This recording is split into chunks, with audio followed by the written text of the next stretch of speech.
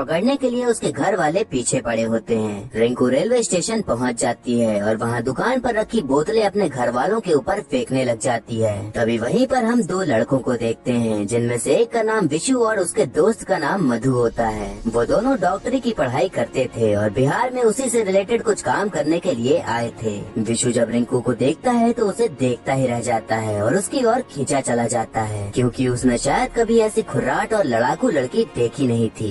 विशु लड़की की मदद करने के लिए आगे बढ़ ही रहा होता है कि तभी उसका दोस्त उसके पास आता है और उसे वहाँ से लेकर चला जाता है, क्योंकि अनजान शहर में वो किसी भी लफड़े में नहीं पड़ना चाहता था। रिंकू जो बोतलें फेंक रही थी वो खत्म हो जाती हैं, तो वो चुपचाप अपने गुंडे जैसे रिश्तेदारों के साथ चल देती है। विशु तभी रिंकू को जाते हुए देखता है तो वो उसे एकदम उदास सी नजर आती है, लेकिन फिर वो अपने रास्ते निकल जाता है। अब रिंकू के घर वाले उसे जबरदस्ती घर ले आते हैं, तो हमें पता चलता है कि रिंकू अपने आशिक के साथ भागने की कोशिश कर रही थी, इसीलिए सभी लोग उसे पकड़ने के पीछे पड़े थे। उसने ऐसा पहली बार नहीं किया था, बल्कि कई बार भाग चुकी थी, लेकिन उसके घर वाले हमेशा उसे पकड़ लाते थे। अब वहाँ पर उसकी नानी आ जाती है और चप्पलों से रिंकू को मारते हुए उससे उसके आशिक का नाम पूछने लगती हैं। रिंकू चुपचाप मार खा रही होती है, लेकिन अपने आशिक का नाम नहीं बताती, क्योंकि उसे तो आदत हो चुकी थी ऐसे ही जीने की और मार खाने की। उसकी नानी अपने गुंडे जैसे घर वालों से कहती है कि 2 दिन में कोई लड़का पकड़ के ले आओ और इसकी शादी करा दो, ताकि ये जी का झंझाल हमारे सर से उतर जाए, लेकिन लड़का बिहार के बाहर का होना चाहिए। रिंकू के माँ बाप नहीं थे। रिंकू जब छोटी थी तो कुछ कारण की वजह से इन्हीं घर वालों ने उन्हें मार डाला था, तो एक हिसाब से उसकी जिंदगी नरक ही थी और बस कैसे भी करके जी रही थी। इसीलिए वो हमेशा अपने आशिक के साथ यहाँ से दूर भागने की कोशिश करती थी।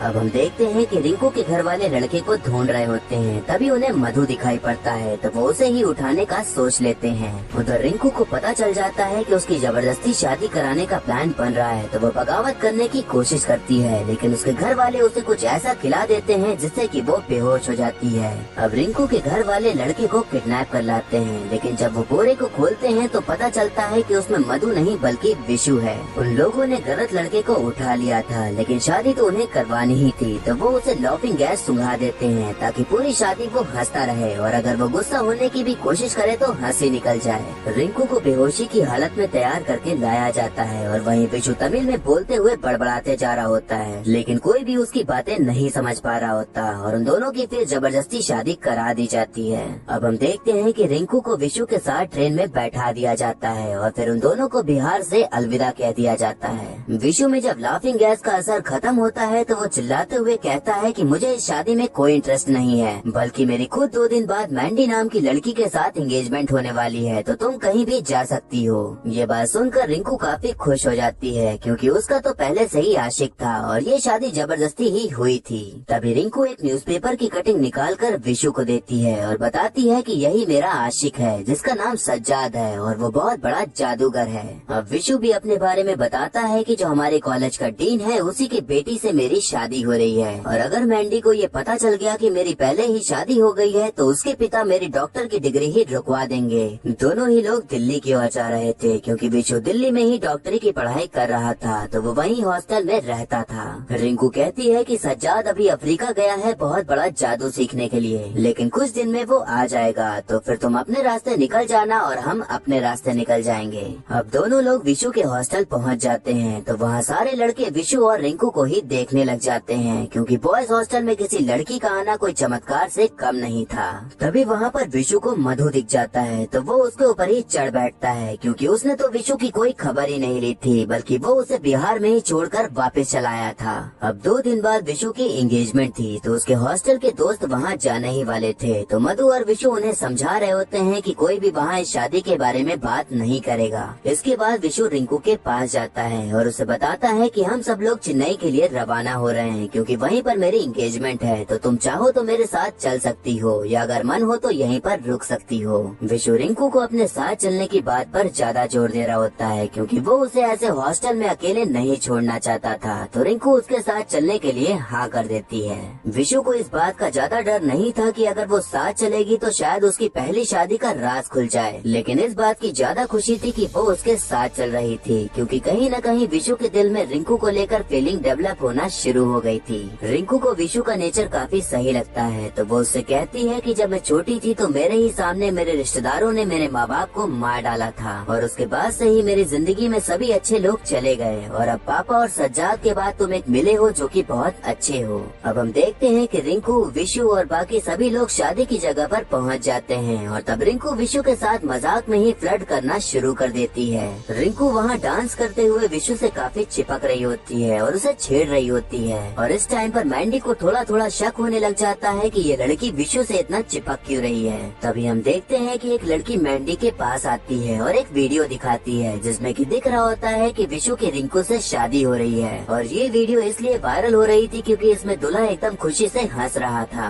अब यहाँ पर विशु की शादी की सच्चाई सबके सामने आ जाती है और अब वहाँ का माहौल एकदम गर्म हो जाता है और बहसबाजी होने लग जाती है। तभी मैंडी के पिता रिंकू का हाथ पकड़कर जबरदस्ती खींचकर लाने लग जाते हैं जिसे देखकर विशु एकदम गुस्सा आ जाता है और हाथ छोड़ने के लिए कहता है। विशु भले ही अपनी फीलिंग्स छुपा रहा था लेकिन अंदर ही अंदर रिंकू उसके लिए बहुत कुछ बन चुकी थी। वो सभी को बताता है कि हमारी जबरदस्ती शादी हुई थी लेकिन अब रिंकू मेरी बीवी है और फिर उन सभी से माफी मांगते हुए रिंकू का आत्मसम्मान बचाकर उसे वहाँ से लेकर चला जाता है। अब दोनों लोग हॉस्टल वापस आ जाते हैं। तब रिंकू कहती है कि तुम्हें इतना सब कुछ नहीं कहना चाहिए था, अगर मैं सच बोल देती तो सब कुछ सही हो जाता और गलती मेरी ही थी, मैं ही इतना तुमसे चिपक रही थी। विशु तमिल में कहता है कि जब मैं ही बदल गया हूँ तो सब सही कैसे हो जाता और मुझे गुस्सा इस बात से नहीं आ रहा कि मेरी शादी टूट गई, बल्कि इस बात से गुस्सा आ रहा है कि मुझे शादी टूटने का दुख ही नहीं हो रहा। मेरी लाइफ एकदम सिंपल तरीके से चल रही थी लेकिन फिर तुम आ गई और मेरी लाइफ बदल गई, क्योंकि जो भी मैं अभी फील कर रहा हूँ इससे पहले कभी ऐसा फील नहीं हुआ और न ही ऐसे कभी रोया हूँ जैसे अभी रो रहा हूँ। कुछ दिन बाद तुम्हारा आशिक आ जाएगा और तुम उसके साथ चली जाओगी, फिर मैं क्या करूँगा क्योंकि मुझे तुमसे प्यार होने लगा है और इसी बात का दुख मुझे हो रहा है।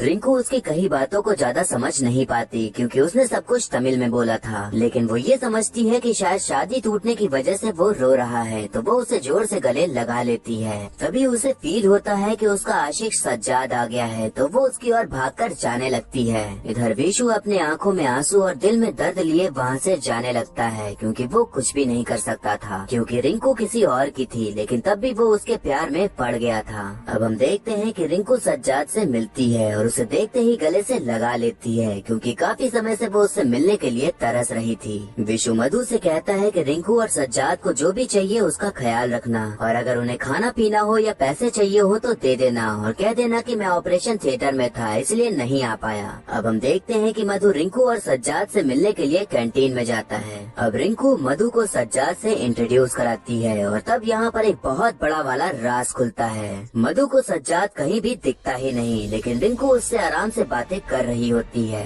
ये सब देखकर मधु के होश उड़ जाते हैं कि रिंकू आखिर बात किससे कर रही है। अब वो दौड़ते भागते विशु के पास जाता है और उसे ये सारी बातें बताता है और कहता है कि सज्जाद नाम का कोई इंसान है ही नहीं। विशु को समझ नहीं आता कि ऐसे कैसे हो सकता है, लेकिन उस वक्त उसे रिंकू की चिंता हो रही थी तो वो उसे ढूंढने के लिए निकल जाता है, लेकिन वो उसे कैंटीन में नहीं मिलती। रिंकू सज्जाद के साथ कहीं और जाने की बातें किया करती थी तो वो सोचता है कि शायद वो अभी रेलवे स्टेशन गई होगी तो वहीं पर मिल जाएगी। रास्ते में मधु विशु को समझाता है कि जैसे कोरोना के टाइम में हम उम्मीद लगाए बैठे रहते थे कि अब कुछ होगा या कोई आएगा और हम सब बच जाएंगे, तो वैसे ही किसी मुसीबत के टाइम रिंकू ने भी अपने दिमाग में सज्जाद को बना लिया था और उसी को हमेशा इमेजिन किया करती थी और उसे लगता था कि वो उसे हमेशा प्रोटेक्ट करेगा। रिंकू एक अनाथ बच्ची थी तो अक्सर बचपन में ऐसे सिंड्रोम हो जाते हैं। रिंकू और विशु जब ट्रेन में थे तब रिंकू ने अपनी प्रेम कहानी विशु को सुनाई थी कि वो और सज्जाद दोनों ही एक दूसरे से प्यार करते थे लेकिन उनके धर्म अलग थे, इसीलिए रिंकू के घर वाले उस प्यार के खिलाफ थे। रिंकू हमेशा एक बच्ची के साथ रहती थी और जब भी वो सज्जाद से मिलने जाती तो उसे अपने साथ लेकर जाती थी।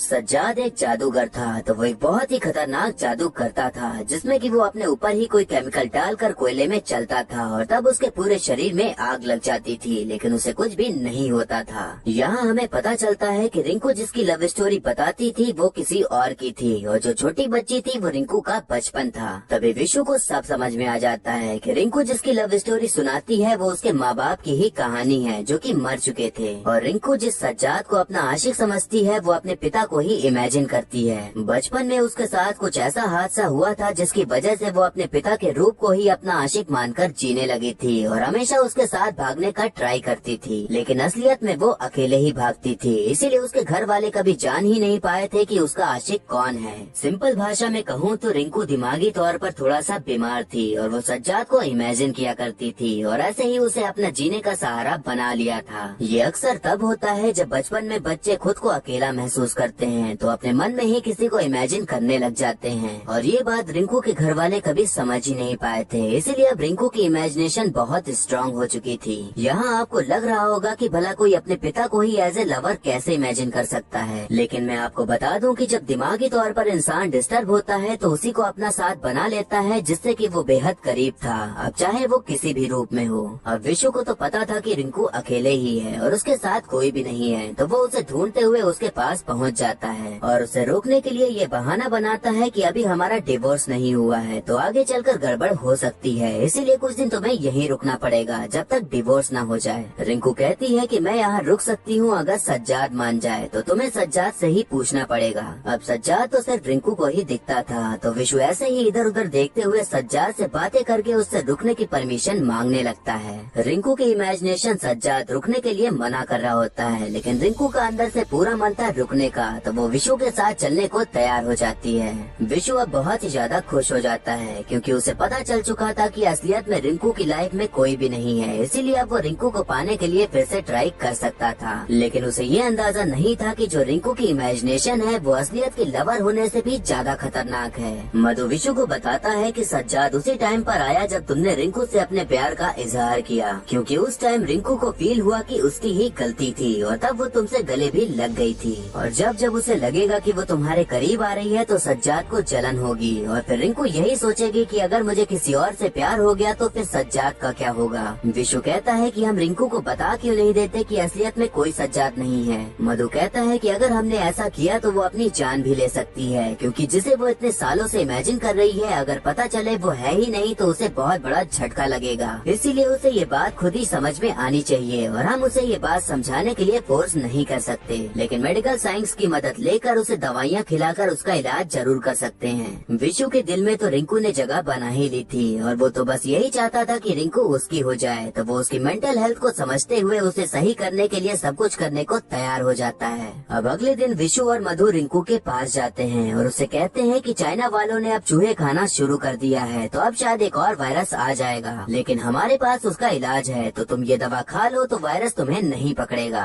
ये दोनों लोग रिंकू से झूठ बोलकर दवाइयाँ खिलाने लग जाते हैं, जिससे कि रिंकू का इमेजिनरी लवर सज्जाद अब धीरे धीरे कमजोर पड़ने लग जाता है। अब ऐसे ही ये सिलसिला चल रहा होता है और आए दिन सज्जाद को कोई न कोई चोट लगी रही होती है, लेकिन वो पूरी तरह से रिंकू से दूर नहीं हो रहा होता। यहाँ सज्जाद को चोट लगने का मतलब ये बताया गया है कि दवाइयाँ खाने पर रिंकू के दिमाग पर असर पड़ता था। विशु अब परेशान हो जाता है कि दवाइयाँ देने के बाद भी सज्जाद उसके दिमाग से पूरी तरह से क्यों नहीं निकल रहा, तो उसी परेशानी में वो खूब सारी दारू पीने लग जाता है और फिर रिंकू के पास चला जाता है। फिर यहाँ हम देखते हैं कि अब हॉस्टल में सभी लोग मस्त नाचने गाने लग जाते हैं और दारू भी पीने लग जाते हैं। फिर उसी बीच रिंकू भी थोड़ी दारू पी ही लेती है। उस नाच गाने में रिंकू सज्जाद को पूरी तरह से भूल जाती है और अब बस उसे विशु ही दिख रहा होता है, तो वो उसके गाल पे चूम लेती है। अब ये नजारा सज्जाद देख लेता है तो वो गुस्से में वहाँ से चला जाता है। सज्जाद हॉस्टल की छत पर खड़ा हो जाता है और कहता है कि मेरे होते हुए तुमने उसे चूम लिया तो अब मैं यहाँ से कूद जाऊंगा। रिंकू अपनी इमेजिनेशन से माफी मांगने लग जाती है और कहती है कि वो बस दोस्ती वाली पप्पी थी, बस और कुछ भी नहीं। सज्जाद कहता है कि मैं उससे कई गुना अच्छा हूँ, मैं कुछ भी कर सकता हूँ, तो तुम उससे पूछो कि वो ऐसा क्या कर सकता है जो मैं नहीं कर सकता।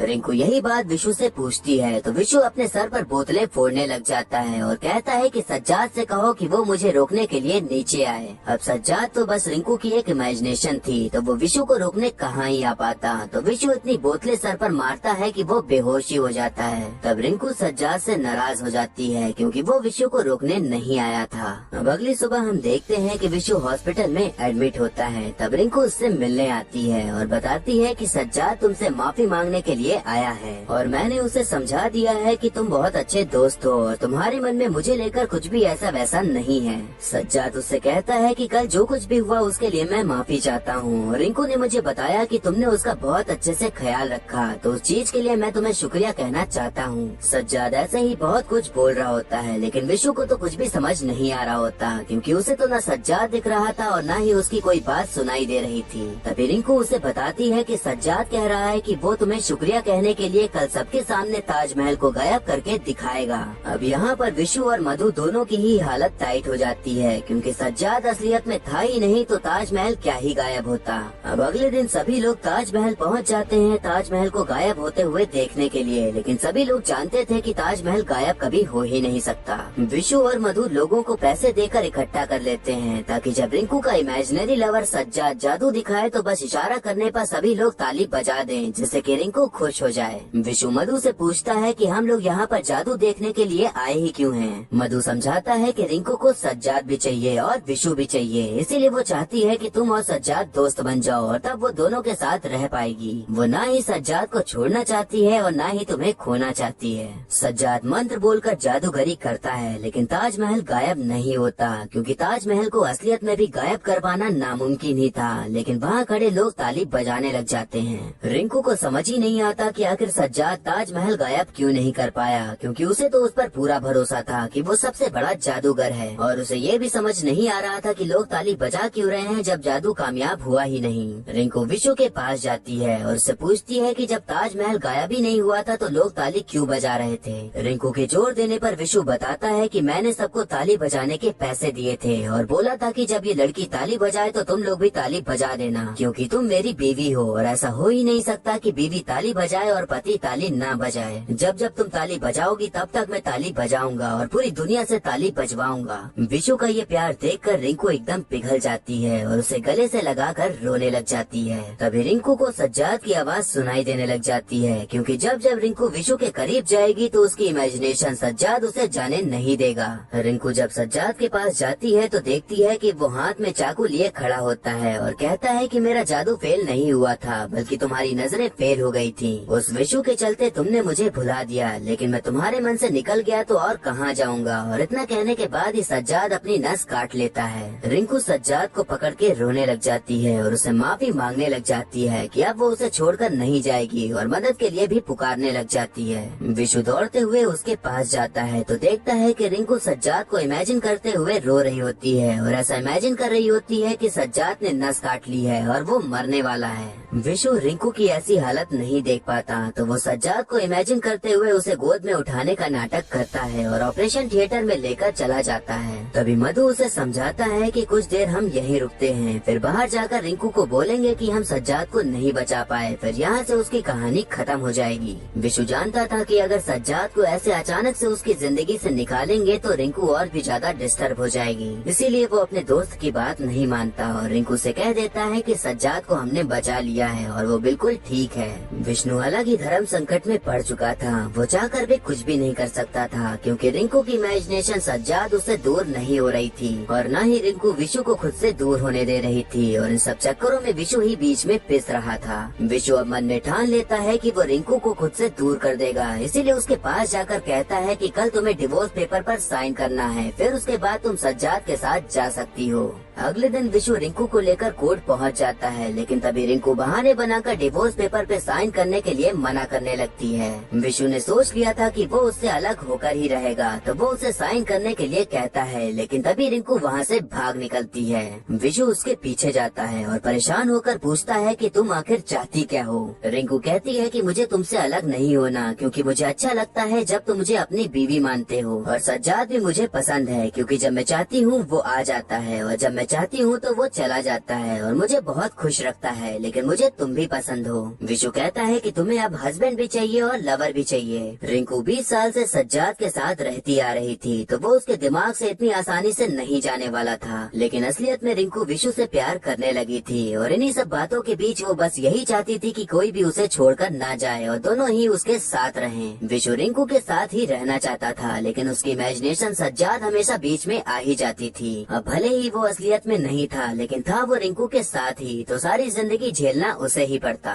विशु कहता है कि अब चाहे तलाक हो या ना हो, लेकिन तुम्हारी शादी सज्जाद के साथ होकर रहेगी और वो मैं करवाऊंगा, इसीलिए हॉस्टल जाकर तुम तैयार रहना। अब हम देखते हैं कि रिंकू हॉस्टल जाती है तो उसे वहाँ सज्जाद नहीं दिखता और उसे लगता है कि शायद वो कहीं जा चुका है। तभी वहाँ पर विशु बैंड बाजा लेकर रिंकू की शादी कराने के लिए आ जाता है। रिंकू उसे बताती है कि सज्जाद यहाँ नहीं है, वो शायद जापान के लिए निकल गया है, क्योंकि उसे वहाँ जादू दिखाने के लिए बुलाया गया था। यहाँ जो भी हो रहा था वो सब विशु का प्लान था, तो वो उससे कहता है कि मैं तुम्हें सज्जाद के पास लेके चलता हूँ। विशु रिंकू को रेलवे स्टेशन ले जाता आता है और बताता है कि सज्जाद तुम्हें यहीं मिलेगा और मैं तुम्हारा यहाँ इंतजार कर रहा हूँ। अब या तो लवर को पति बनाकर यहाँ से चली जाना या फिर वापस आकर इस पति को ही लवर बना लेना। अब रिंकू स्टेशन के अंदर जाती है तो सज्जाद उसे बेंच पर बैठा मिल जाता है, क्योंकि वो अंदर से चाहती थी कि वो उसे वहीं मिले।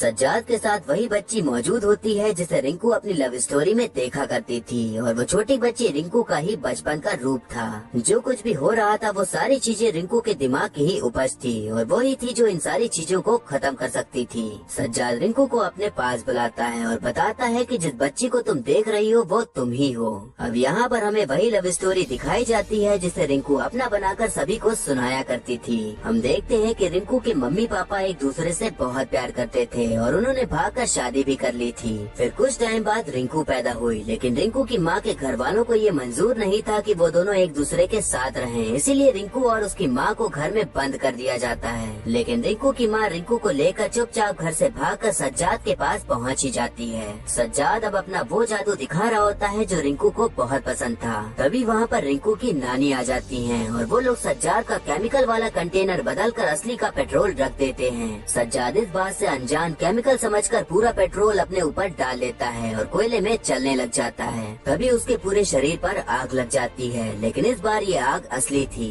रिंकू की माँ समझ जाती है कि सज्जाद सच में आग में झुलस रहा है, तो वो उसे बचाने के लिए उसकी तरफ भागती हैं, लेकिन वो खुद भी उस आग की चपेट में आ जाती हैं। छोटी सी बच्ची रिंकू यही समझ रही होती है कि उसके पापा जादू दिखा रहे हैं, तो वो जोर जोर से तालियां बजा रही होती हैं। कुछ देर बाद उसे पता चलता है कि उसके मम्मी पापा सच में जलकर मर चुके हैं और अब वो एकदम अकेली सी पड़ जाती है। तभी उसे सज्जाद दिखता है और उस हादसे के बाद से ही रिंकू ने सज्जाद को इमेजिन करना शुरू कर दिया था और उसे अपना मानने लगी थी। अब सीन फिर प्रेजेंट में आ जाता है, जहाँ हम देखते हैं कि रिंकू का इमेजिनेशन सज्जाद वही जादू कर रहा होता है, क्योंकि अब वो रिंकू की इमेजिनेशन से दूर जा रहा था। रिंकू ने अब ये एक्सेप्ट कर लिया था कि सज्जाद बस उसकी एक सोच है और उसे जाने देना ही सही है, और उसे उस वक्त वो सब कुछ रिवाइंड हो जाता है जो कुछ भी उसने बचपन में देखा और सहा था। थोड़ी देर बाद सज्जाद उस जादू के साथ वहीं पर खत्म हो जाता है और उसी के साथ साथ रिंकू के दिमाग में बसी सज्जाद की इमेजिनेशन भी खत्म हो जाती है। यहाँ जो कुछ भी हो रहा था वो सब विशु नहीं किया था, क्योंकि वो जानता था कि ऐसा करके ही वो सज्जाद को उसकी इमेजिनेशन से खुद ब खुद दूर जाने का चांस दे सकता था, और अब वैसा ही हो गया था। विशु स्टेशन के अंदर जाता है और सबको मिठाई बांटने लगता है, ये कहकर कि मेरी वाइफ वापस आ गई है। रिंकू जब विशु को देखती है तो उसे गले से लगा लेती है, क्योंकि असलियत में उसका सच्चा प्यार विशु ही था। और अब उन दोनों की आंखों में खुशी के आंसू होते हैं, क्योंकि उनकी प्रेम कहानी यहाँ पूरी हो गई थी और दोनों लोग एक दूसरे से मिल गए थे। और इसी हैप्पी एंडिंग के बाद मूवी यहीं पर खत्म हो जाती।